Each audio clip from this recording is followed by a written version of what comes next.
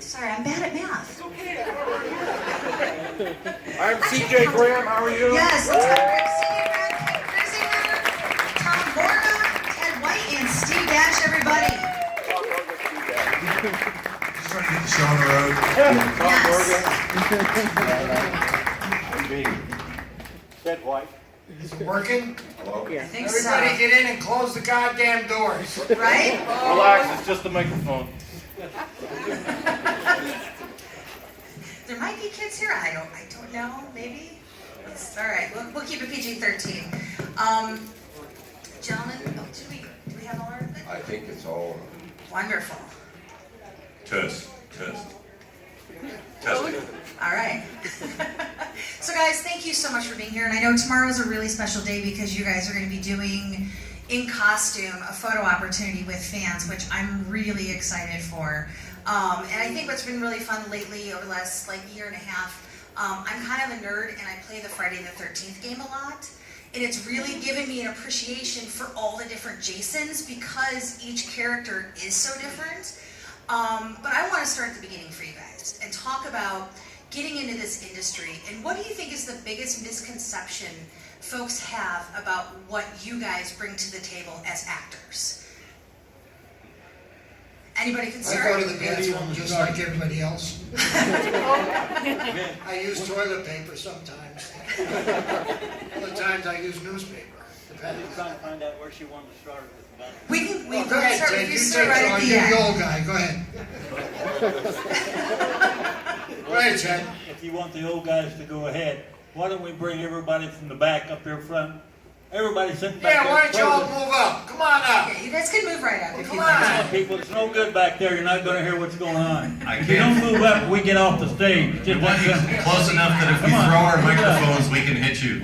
Please, everybody, move up. Don't make me beg. Please move up, goddammit. Because Ted If can be a Jason pain in the asks ass. Don't do that. So Ted, for you, you've been in this, you've been part of this industry for so long. What would you think is the biggest misconception people have about what?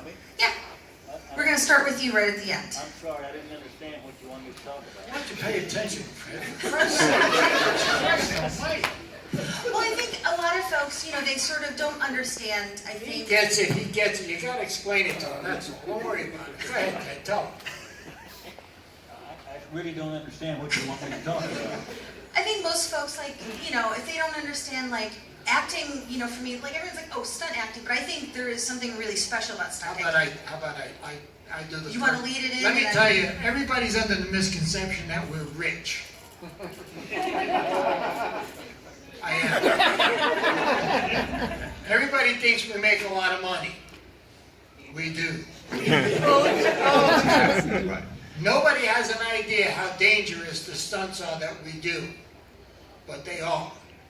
But we take a lot of precaution and safety, and people that don't know about stunt guys. I'm not going to say you take it for granted, but believe me, there's a lot of training and a lot of safety that goes into it, and a lot of people are under the misconception, well, they're stunt guys, it's okay. So that's, you get it now, Ted? Ted, What? wake up. Ted's 92, you got to take it easy with it. All right, I'm done. Good. Go ahead. I'll go ahead. So the question is about, playing a part like this. For those of you that think it's easy to act where you don't speak, I want you to think about that for a moment. How you would portray being a bad person or anger or power without saying a word, without raising your voice, without facial expressions, and in most cases only one eye, peripheral vision. So it does take a little more talent. I was the only guy with one eye, you pain in the ass. You had a friggin' hockey mask on. You didn't know. Yeah, but my eye was out from yours, you dangling ass. Don't you remember? I only had one eye. I only had one eye. Try it with a Because of potato your in screw your up in part 2. You kept the eye, I gotta use it. Ted didn't get to use your eye. Tom didn't get to use your eye. You screwed up. If Richard was here, he'd tell you screwed up too. So as I was saying, I hate you don't get to I show. hate his goddamn guts. I He's richer than all of us. That's true. Why are you wearing a Michael Myers shirt? It's all about the controversy. There's Michael Myers right here. So my point is, you gotta think about that. It is difficult, and I was fortunate enough to work with all these men in different movies, but of the same movies. So for me, it's been a privilege and an honor to be on stage with these guys since I can remember. So keep that one in your checks. In all seriousness, because you guys are consistently always putting yourselves on the line for our enjoyment and our entertainment, which one, I think we should give it up for these guys, because most of these movies we would have saw in a lot had it not been for their efforts. Please do not applaud because it's not necessary. We get paid for it. I'm not trying to be funny. We get well paid for what we do. And if we're not up here asking for, begging for mercy, pay us more money. I am. Like I said, we get well paid. And I don't want you to feel sorry for us. If anything, say, how the hell did you make it? Why did you make it? These are the questions you need to ask. Don't feel sorry for us at all. We all make good money. I just want to make that very clear. Oh yeah, no, I was more about celebrating because I know, it's what you guys do is exemplary work, and I know in the grand scheme of things, like sometimes, like special effects artists, stunt guys can get overlooked in terms of the industry of Hollywood. But I would love to hear, because all of you guys have very different Jasons. And I know Ken was our most recent one. What was the creative process for you guys when you were coming into this, thinking about where this character is and the physicality of it? And you mentioned also doing a character where he doesn't talk.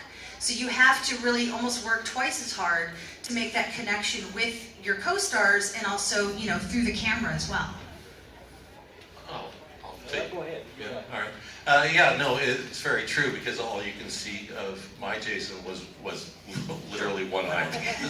That's because Steve fucked up in part 2. Because one eye was glued inside the mask, and it was a dead eye looking off in the other direction, so I can only see out of one eye and stuff. And the rest of my body was all covered and whatnot. But I had a conversation with Ronnie Yu about how we wanted Jason to move and stuff, and so his concept was that Jason should move very, very, very slowly.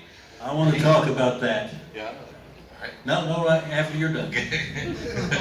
And then when he did something, then when he swung the machete, when he grabbed the person, it would accentuate that. So that's what we did with my Jason. But I remember the first night where you see Jason walking down Elm Street, and they were shooting me, I think, from behind, and I walked, and as slow as it looks on camera, it felt like I was walking 10 times slower on the set. It was just, he had me moving so slowly. So that's the conversation I had with Ronnie Yu about my Jason. Go ahead, Tim. Well, when I did the part of Jason, I had never seen the movie or anything.